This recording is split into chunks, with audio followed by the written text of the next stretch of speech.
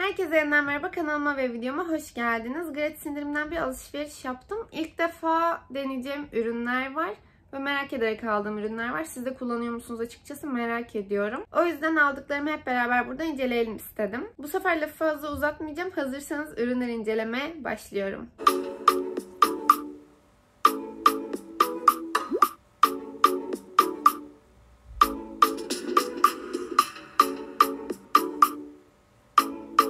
İlk ürünümüz Sebamed'in bu deodorantı. Sebamed'den daha önce birçok ürün kullandım.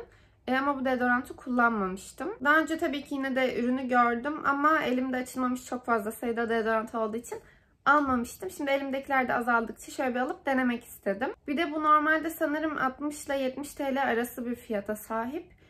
Ama Gratis'ten 19 TL'ye aldım. Bu fiyata düşmüşken de merakımı gidermek istedim açıkçası. Çünkü diğer deodorantlara göre bir tık yüksek fiyatlı diyebiliriz indirimsiz hali için.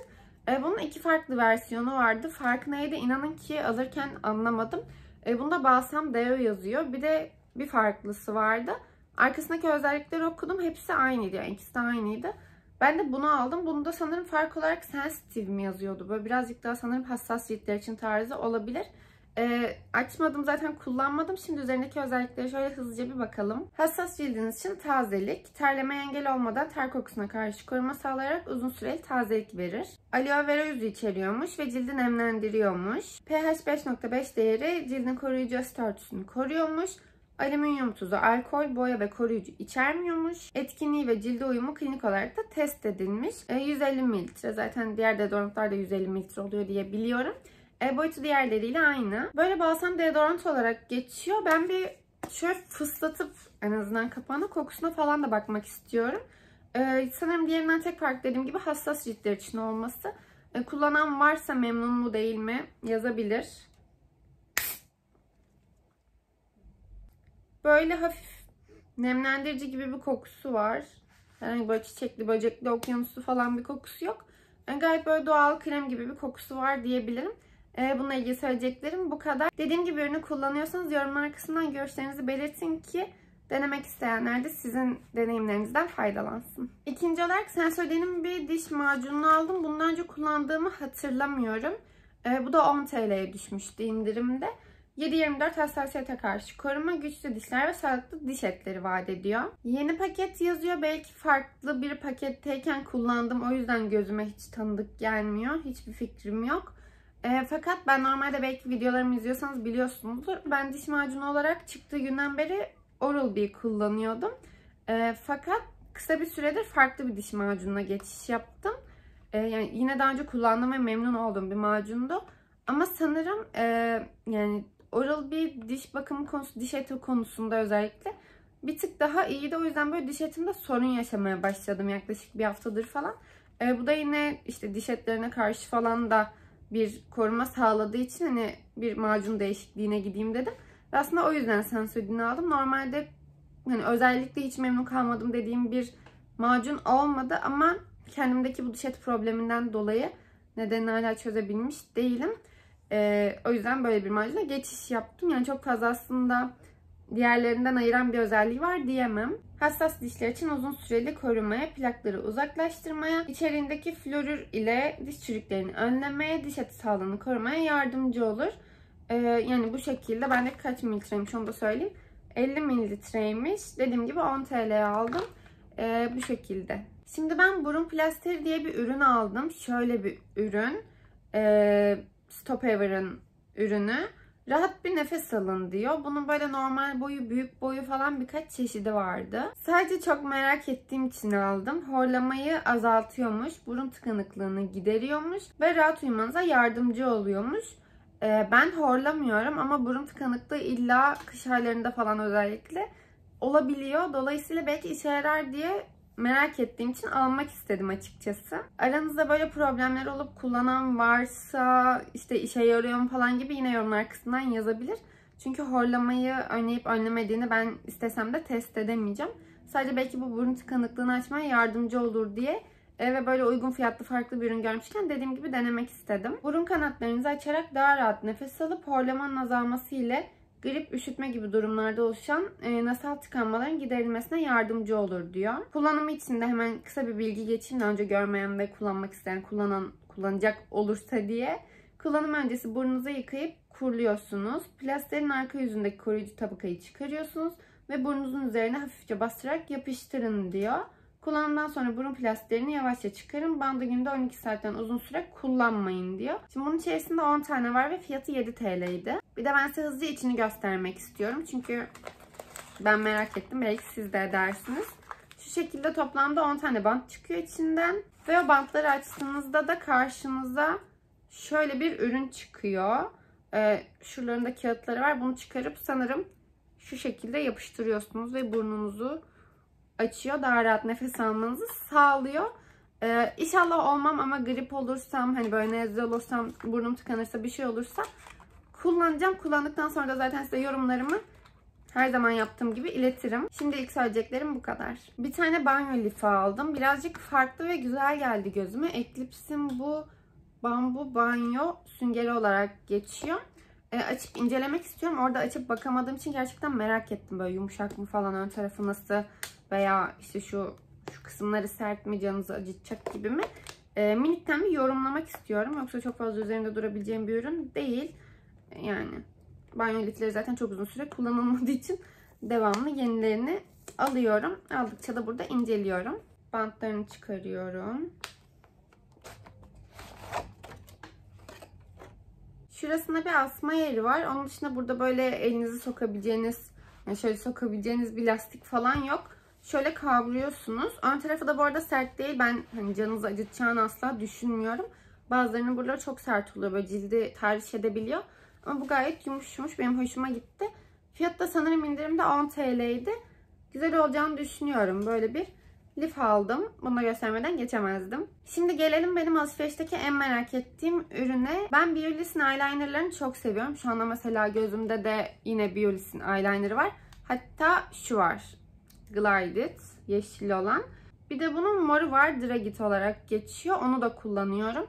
İkisi de elimde var. Bir tanesi keçi uçlu. Mor olan keçi uçlu. Bu da fırça uçlu. Bir tık daha böyle işte ince eyeliner çekmenize yarıyor diyebilirim. Şöyle birazcık daha detaylı eyeliner çekebiliyorsunuz. Bundan bende zaten var. Gözümdeki de zaten bu. Sadece stoklamak adına indirim görmüşken bundan bir tane edindim. Elimde bir tanesi açık olduğu için bunu tekrardan açmak istemiyorum. Diğeri tükendiğinde bunu açıp kullanmaya başlayacağım. O yüzden bunu şu anda geçiyorum. Şimdi gelelim Dragit'e.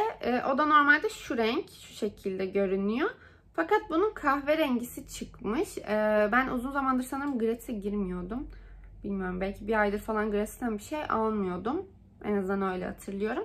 Ya da girdiysem de bunu görmemiştim. Fakat böyle bir yeni ürün çıkmış. Şurasında kahverengi olduğu için ilgimi çekti ve kahverengi maskara sürmeyi falan da seven biri olduğum için kahverengi eyeliner ve kahverengi maskara birazcık daha doğal durabilir diye düşündüm.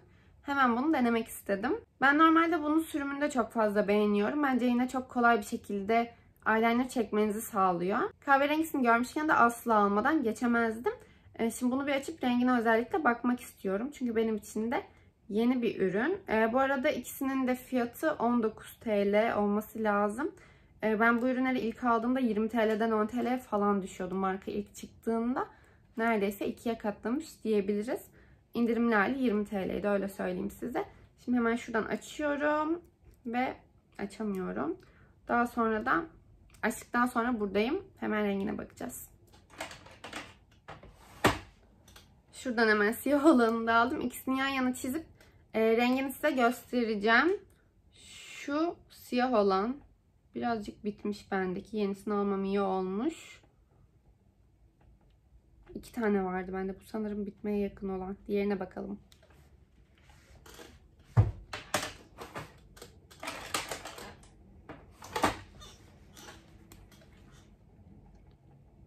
Evet, şu siyah olan görüyorsunuz.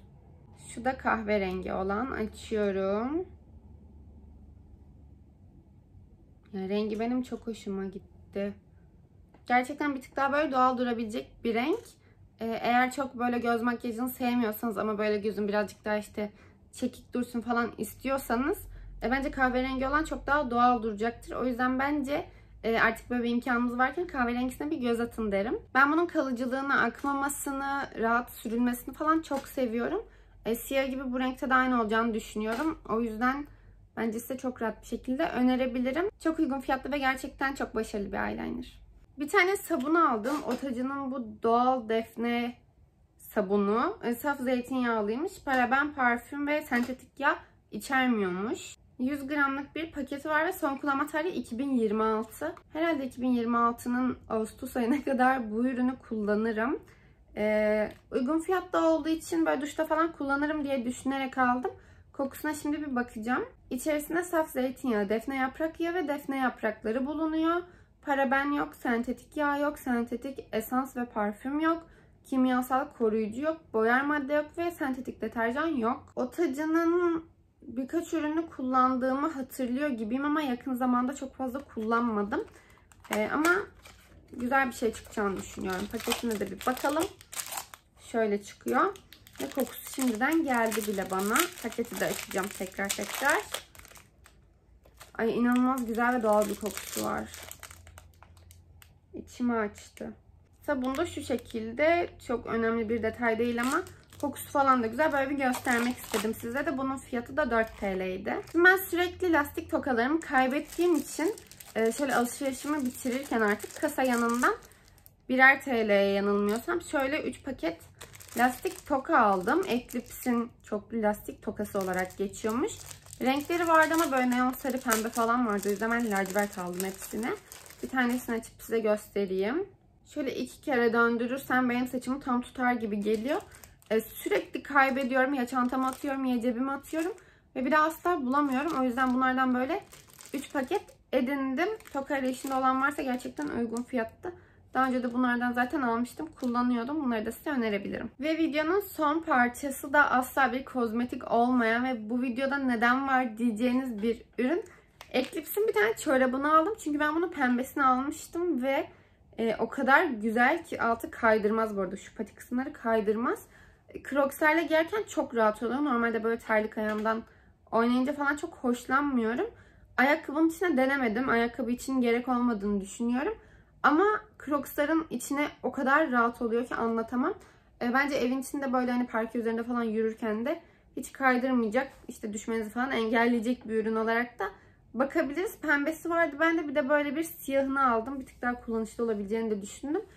Bu da indirimde sanırım 2,5 ya da 3 TL'ye düşüyordu. Ama gerçekten hani kaydırması için almasanız bile kalın ve aşırı sıcak tutan bir çorap. Böyle Gratis ganimeti olarak bunu da göstermek istedim. Sanırım sadece zaten Gratis'te satılıyor. Eclipse markası olduğu için bunu da videonun sonuna ekleyeyim dedim. Aldığım ürünler bu kadardı. Umarım keyif alarak izlemişsinizdir. Eğer hala değilseniz şimdiden alt taraftan kanalıma abone olmayı ve videoyu beğenmeyi de unutmayın. Ben böyle videoya girişleri ve sonlandırma kısmını çok uzatıyorum. O yüzden bu videoda asla uzatmayacağım. Yorumlarınızı ve beğenilerinizi bekliyorum. O zaman kendinize çok dikkat edin. Hepinizi öpüyorum. Bir sonraki videoda görüşmek üzere. Hoşçakalın.